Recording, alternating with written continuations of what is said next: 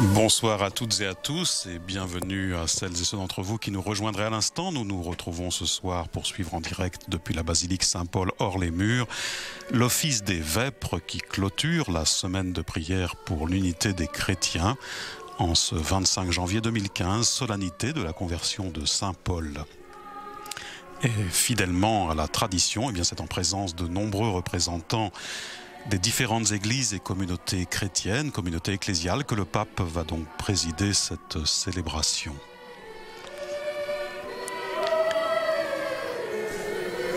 Vous voyez la procession qui s'avance.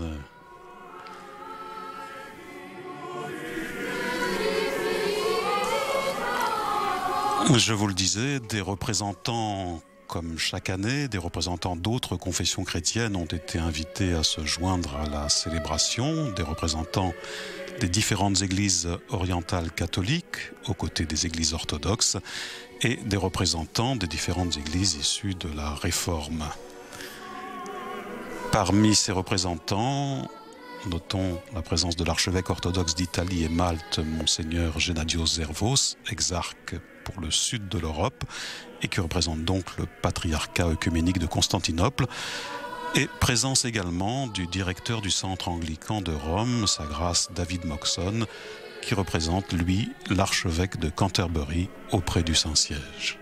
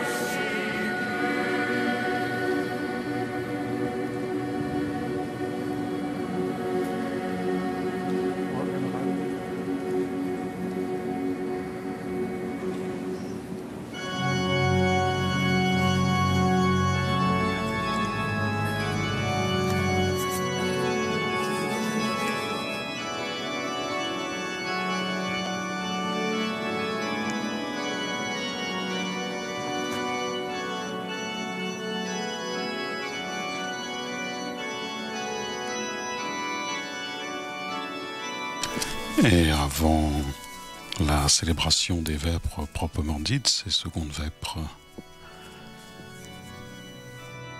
de la solennité de la conversion de Saint-Paul, le Saint-Père se recueille quelques instants sur la tombe de l'apôtre Paul.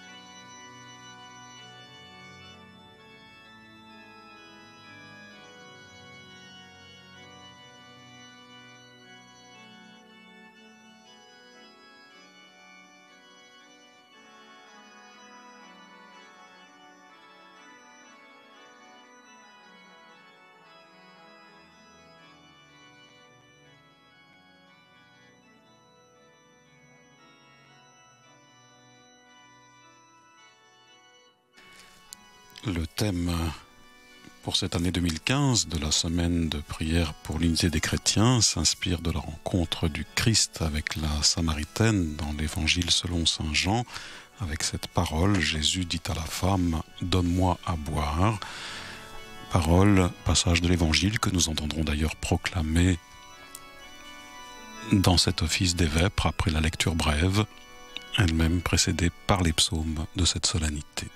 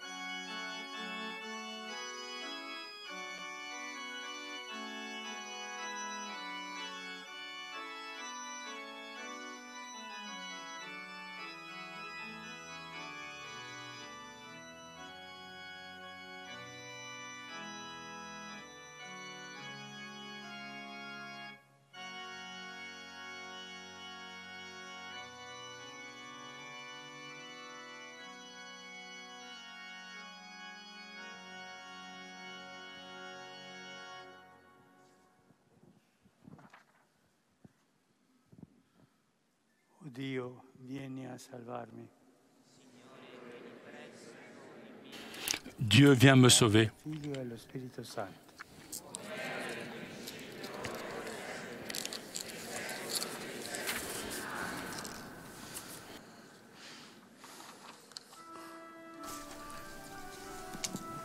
Et l'Assemblée est invitée à chanter l'hymne Ecclesiam Pauli Gloriam. Unanime, l'Église proclame le triomphe glorieux de Paul. De son propre ennemi, le Seigneur a fait admirablement son apôtre.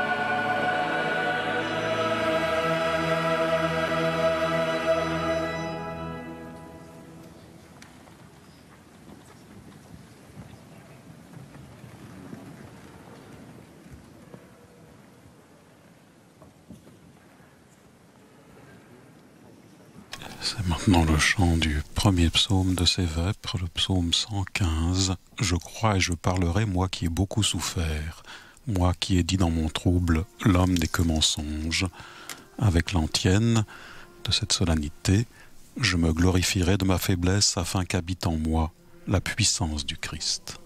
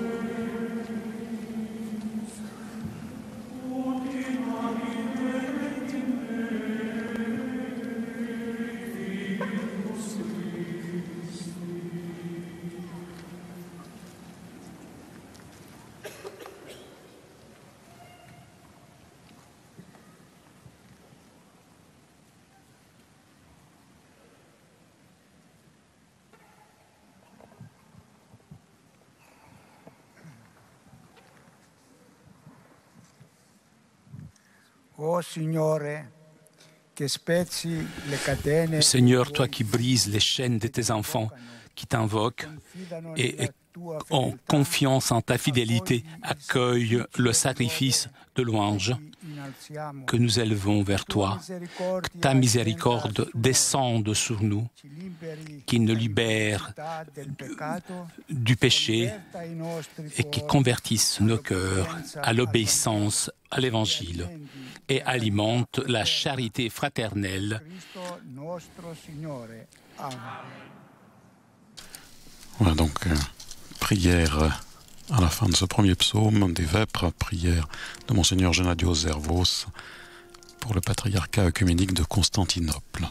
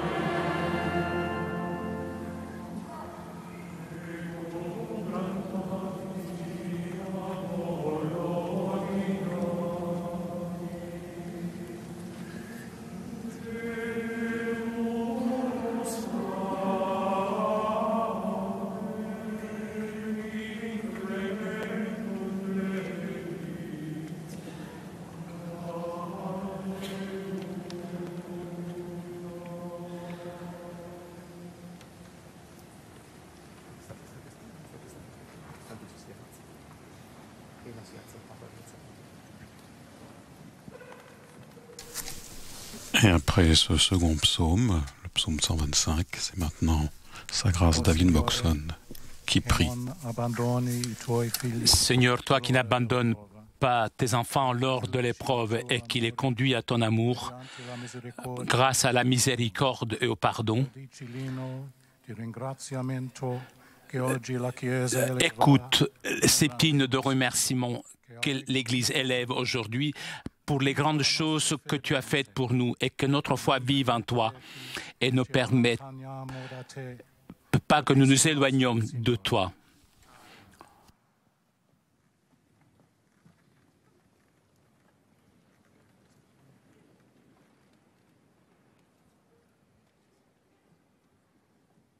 Et la prière des psaumes se poursuit, des vêpres se poursuit avec le cantique tiré des Éphésiens. Qu'il soit béni le Dieu et Père de notre Seigneur Jésus-Christ, avec l'antienne. Pour moi, vivre, c'est le Christ et mourir est un gain. La croix de Jésus-Christ est ma seule gloire.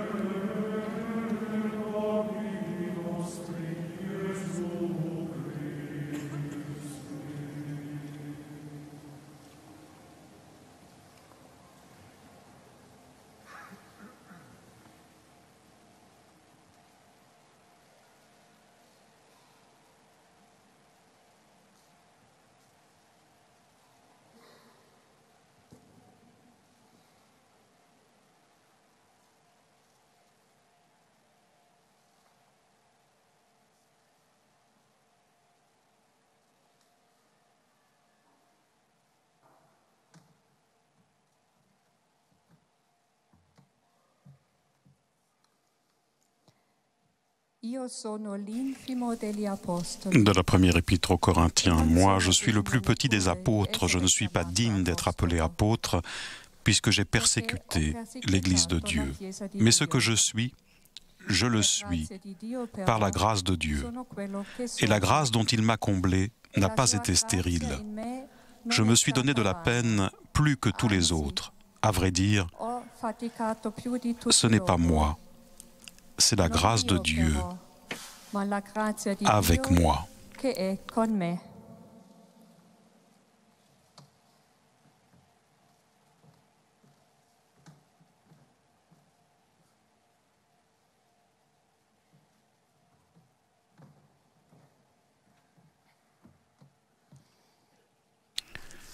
Nous écoutons maintenant la lecture choisie pour la semaine de prière de l'unité des chrétiens de cette année. En ce temps-là, Jésus arrive à une ville de Samarie appelée Sychar, près du terrain que Jacob avait donné à son fils Joseph. Là se trouvait le puits de Jacob. Jésus, fatigué par la route, s'était donc assis près de la source. C'était la 6e heure, environ midi. Arrive une femme de Samarie qui venait puiser de l'eau. Jésus lui dit « Donne-moi à boire ». En effet, ses disciples étaient partis à la ville pour acheter des provisions. La Samaritaine lui dit « Comment, toi, un Juif, tu me demandes à boire, à moi, une Samaritaine ?» En effet, les Juifs ne fréquentent pas les Samaritains. Jésus lui répondit « Si tu savais le don de Dieu, et qui est celui qui te dit « Donne-moi à boire », c'est toi qui lui aurais demandé, et il t'aurait donné de l'eau vive. Elle lui dit « Seigneur, tu n'as rien pour puiser, et le puits est profond. D'où as-tu donc cette eau vive ? Serais-tu plus grand que notre père Jacob, qui nous a donné ce puits, et qui en a bu lui-même, avec ses fils et ses bêtes ?» Jésus lui répondit, « Quiconque boit de cette eau aura de nouveau soif. Mais celui qui boira de l'eau que moi je lui donnerai n'aura plus jamais soif. Et l'eau que je lui donnerai deviendra en lui une source d'eau jaillissant pour la vie éternelle. » La femme lui dit, « Seigneur, donne-moi de cette eau, que je n'ai plus soif et que je n'ai plus à venir ici pour puiser. Seigneur, je vois que tu es un prophète. Nos pères ont adoré sur la montagne qui est là, et vous, les Juifs, vous dites que le lieu où il faut adorer est à Jérusalem. » Jésus lui dit, « Femme, crois-moi, l'heure vient où vous n'irez plus ni sur cette montagne, ni à Jérusalem pour adorer le Père. Vous, vous adorez ce que vous ne connaissez pas. Nous, nous adorons ce que nous connaissons, car le salut vient des Juifs. Mais l'heure vient, et c'est maintenant, où les vrais adorateurs adoreront le Père en esprit et vérité. Tels sont les adorateurs que recherche le Père. Dieu est esprit, et ceux qui l'adorent, c'est en esprit et vérité qu'ils doivent l'adorer. » La femme lui dit, « Je sais qu'il vient, le Messie, celui qu'on appelle Christ.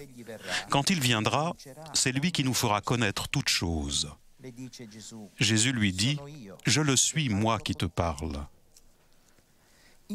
À ce moment-là, ses disciples arrivèrent. Ils étaient surpris de le voir parler avec une femme. Pourtant, aucun ne lui dit « Que cherches-tu » ou bien « Pourquoi parles-tu avec elle ?» La femme, laissant là sa cruche, revint à la ville et dit aux gens « Venez voir un homme qui m'a dit tout ce que j'ai fait. Ne serait-il pas le Christ ?» Ils sortirent de la ville et ils se dirigeaient vers lui. Beaucoup de Samaritains de cette ville crurent en Jésus à cause de la parole de la femme qui rendait ce témoignage « Il m'a dit tout ce que j'ai fait ». Lorsqu'ils arrivèrent auprès de lui, Ils l'invitèrent à demeurer chez eux. Il y demeura 2 jours. Ils furent encore beaucoup plus nombreux à croire à cause de sa parole à lui, et il disait à la femme, « Ce n'est plus à cause de ce que tu nous as dit que nous croyons. Nous-mêmes, nous l'avons entendu, et nous savons que c'est vraiment lui, le Sauveur du monde. »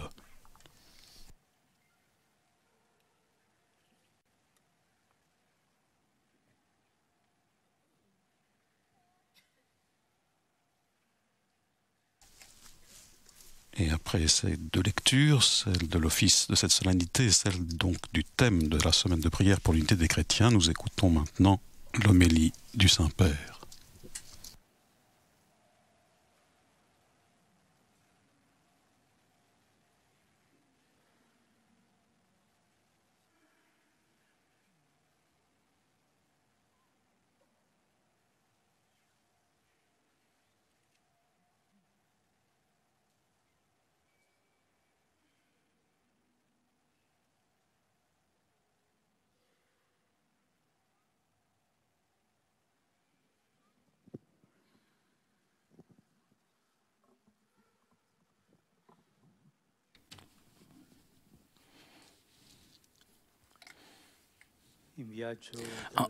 En voyage depuis la Judée vers la Galilée, Jésus passe par la Samarie. Il n'a pas de difficulté à rencontrer les Samaritains, jugés hérétiques, schismatiques, séparés des Juifs.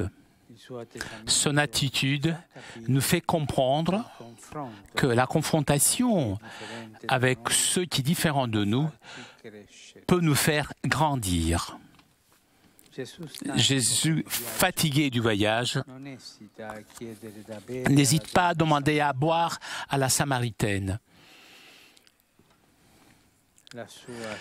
Sa soif, nous le savons, va au-delà de la soif physique.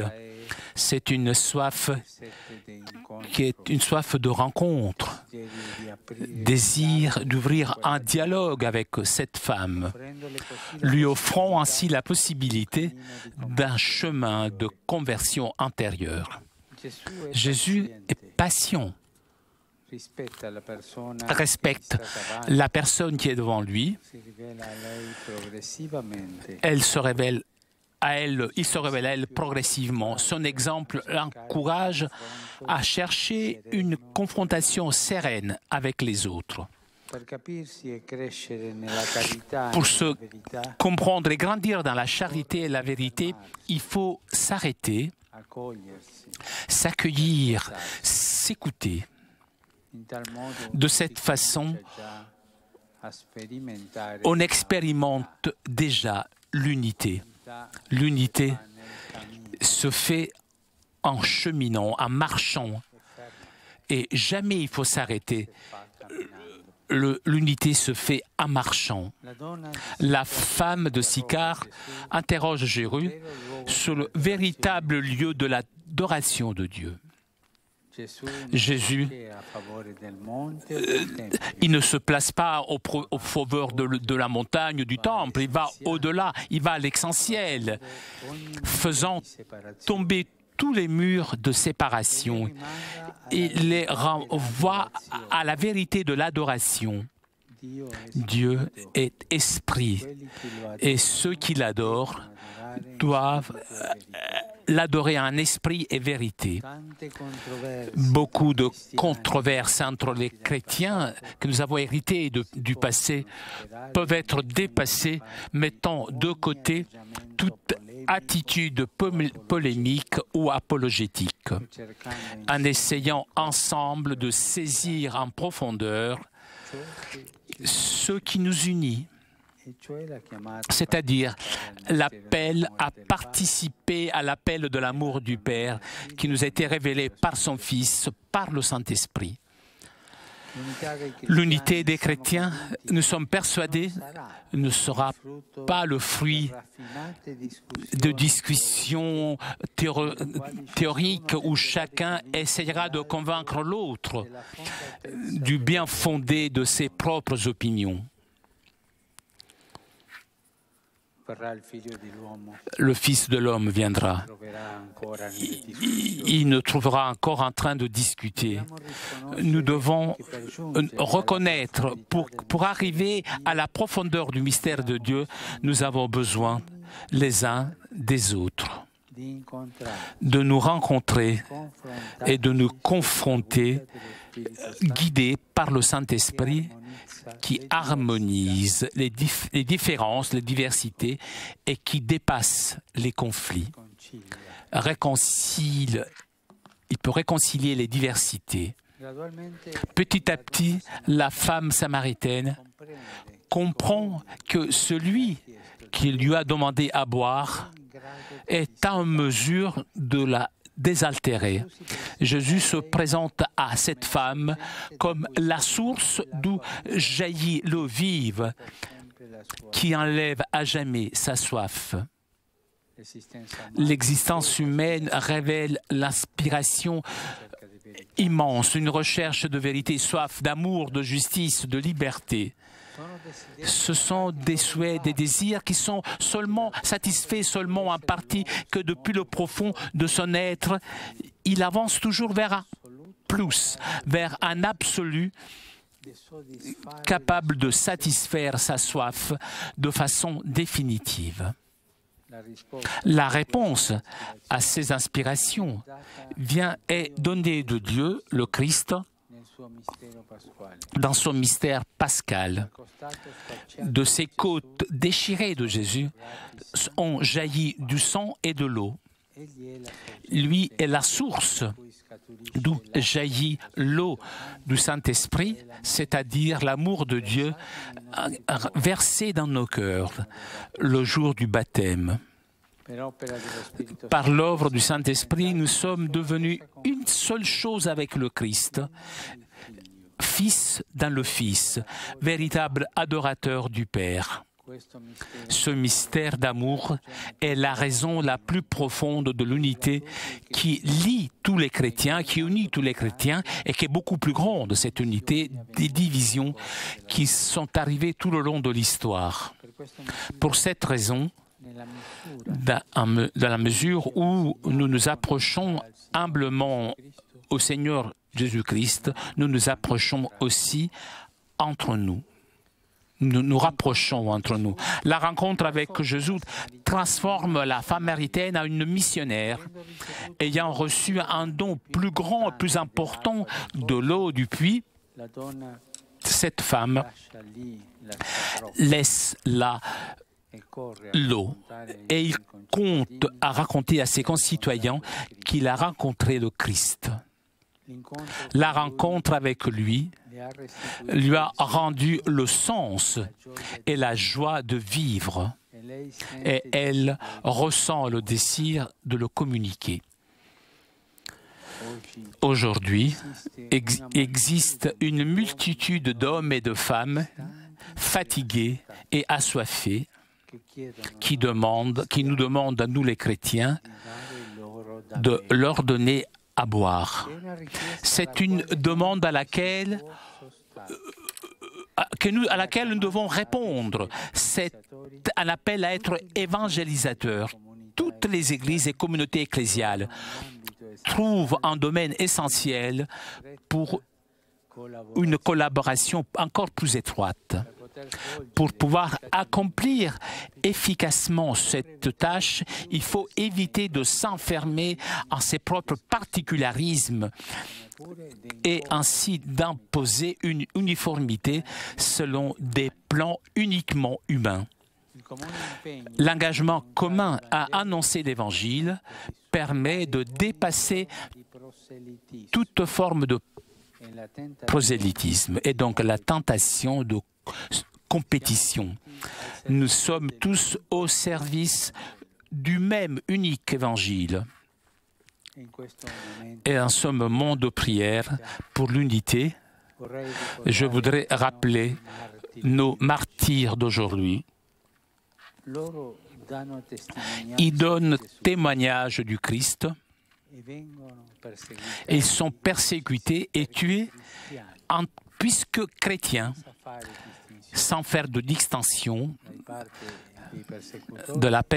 du côté des persécuteurs qui n'ont pas pris en compte la confession à laquelle ils appartiennent. Ils sont des chrétiens. Et pour cela, ils sont persécutés. Ceci est, frères et sœurs, l'écuménisme du sang.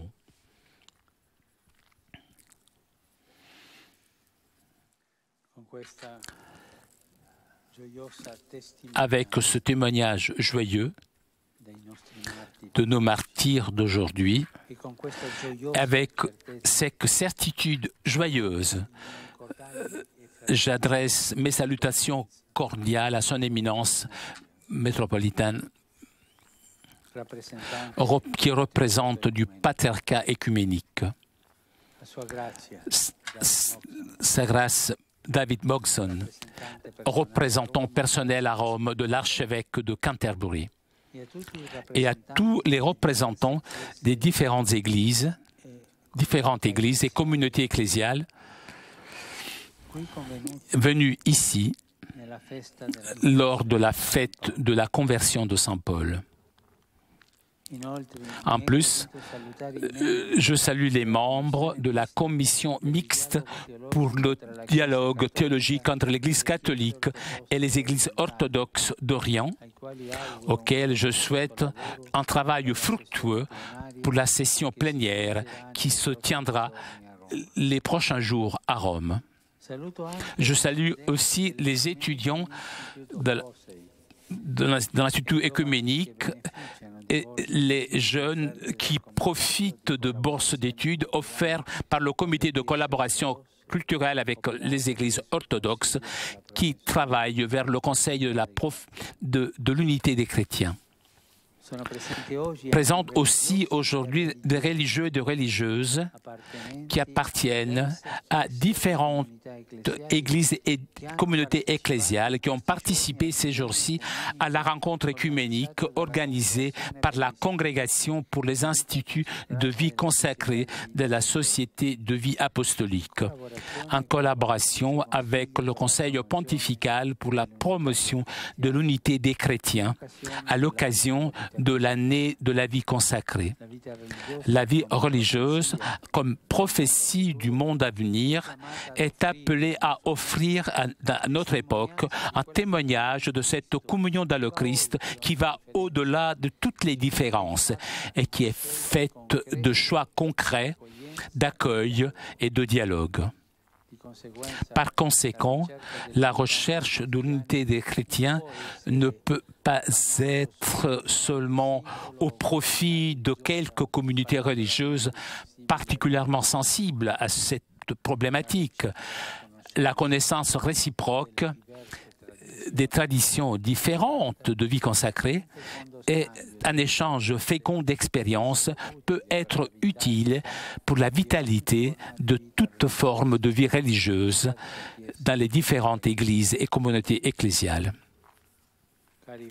Chers frères et sœurs, aujourd'hui, nous qui sommes assoiffés de paix et de fraternité, invoquons avec un corps confiant du Père céleste, grâce au Christ, unique prêtre et médiateur, et par l'intercession de la Vierge Marie et de l'apôtre Paul et de tous les saints, le don de la communion pleine de tous les chrétiens, afin qu'il puisse briller le mystère sacré de l'unité de l'Église comme signe et instrument de réconciliation pour le monde tout entier.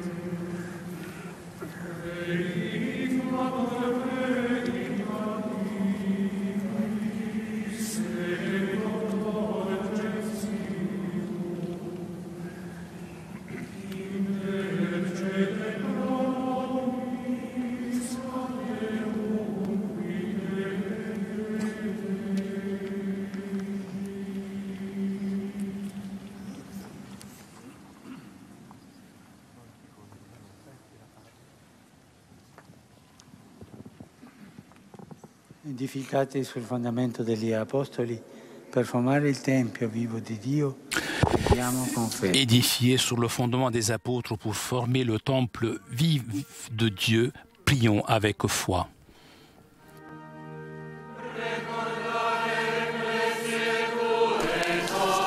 Souviens-toi de ton Église, Seigneur. Père, tu as voulu que ton Fils ressuscité se manifeste à ses apôtres. Fais de nous les témoins de sa résurrection.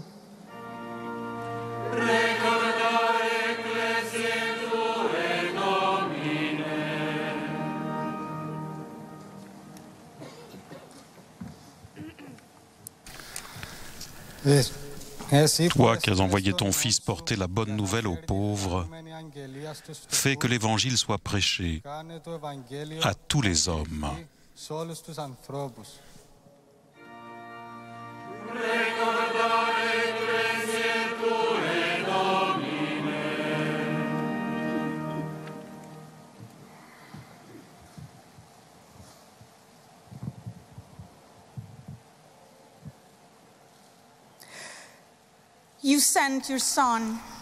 Toi qui as envoyé ton Fils semer dans les sillons de l'humanité la semence de ta parole, accorde une moisson abondante d'ouvriers de l'Évangile.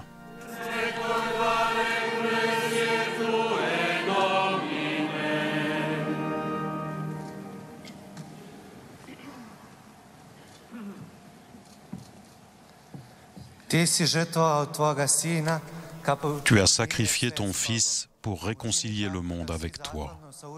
Fais que tous coopèrent généreusement à ton œuvre de réconciliation et de paix.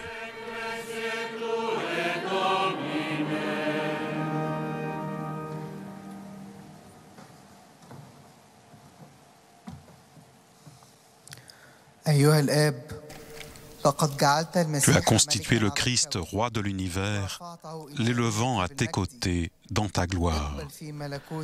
Accueille dans ton royaume nos frères défunts.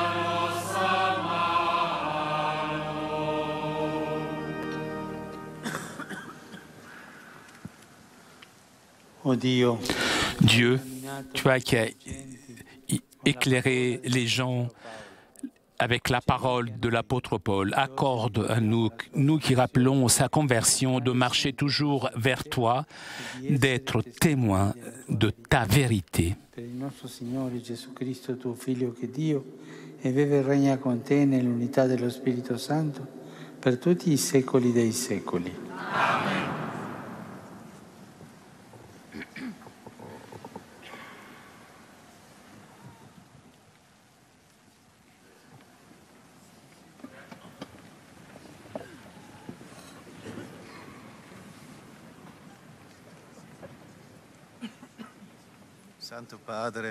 Saint-Père, au nom de tous les frères et sœurs réunis ici en prière dans la basilique de Saint-Paul hors les murs, je vous adresse mes salutations chaleureuses.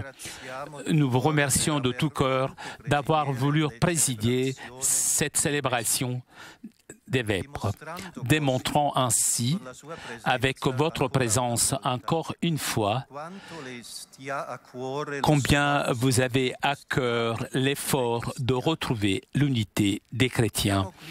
Nous sommes ici rassemblés pour rendre grâce à Dieu pour cette eau que seulement le Christ peut nous donner et qui donne la vie éternelle. L'eau du puits de Jacob annonce d'avance de façon prometteuse l'eau du baptême dans laquelle nous sommes unis au Christ et en lui nous sommes unis les uns aux autres. Le baptême et sa reconnaissance sont le fondement de tous les efforts écuméniques. Dans le baptême, nous est donnée cette unité qui se fonde dans le Christ et qui attend de trouver une forme visible dans notre monde. L'eau du baptême devient en nous source qui veut couler vers nos frères, afin que leur soif puisse être désaltérée. Cette expérience sera nécessaire en témoignage commun de tous les chrétiens dans le monde d'aujourd'hui, tellement marqué par l'égoïsme et par l'avidité, par les conflits, la haine, la violence et par les agressions. Comme le mouvement écuménique a été au début un mouvement de paix dans un monde dévasté par les guerres, de même, nous, les chrétiens, nous sommes appelés dans notre monde en guerre à nous engager au service de la paix et de la réconciliation. Prions Dieu afin qu'il puisse nous renforcer, donner de la force dans notre tâche écuménique, dans notre mission avec l'eau qui nous désaltère. Pour tous les baptisés, en effet, source de vie est la même source. Pour cette raison, nous vous demandons, Saint-Père, de nous accorder votre bénédiction apostolique et nous vous assurons que nous continuerons à vous accompagner avec nos prières dans votre ministère pétrinien au service de l'unité.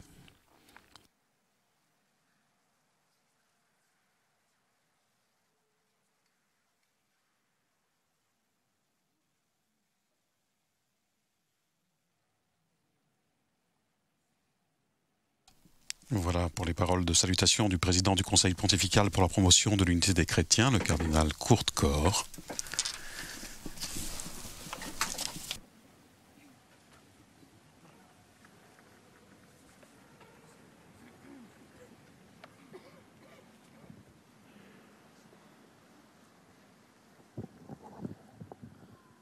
Signore sia con voi. E con il tuo spirito. Inchinatevi per la benedizione. Dio che ha fondato la nostra fede sulla testimonianza degli Apostoli, per l'intercessione di San Paolo, vi colmi della sua benedizione. Amen. Guidati dall'insegnamento e dall'esempio degli Apostoli, possiate divenire dinanzi a tutti coraggiosi testimoni del Vangelo. Amen. I santi Apostoli che ci hanno trasmesso il primo annunzio della fede, intercedano per noi, perché possiamo giungere alla gioia eterna nella casa del Padre. Amen. E la benedizione di Dio Onnipotente, Padre e Figlio e Spirito Santo, descenda su voi e con voi rimanga sempre. Amen. Ite in pace. Deo gratias.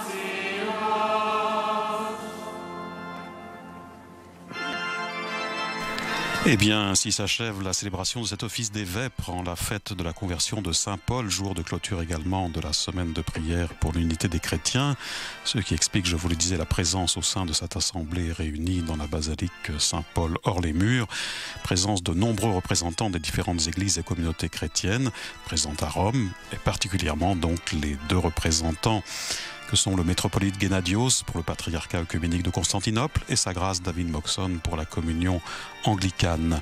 Merci à tous ceux qui nous ont permis de vivre cet office en direct de Rome, en particulier à Flavio Esposito pour ses traductions, à CTV et Télépace, alors à la diffusion pour KTO, à l'ensemble de nos confrères de l'agence Immédia. Merci surtout à vous de votre grande fidélité. Bonne soirée à toutes et à tous.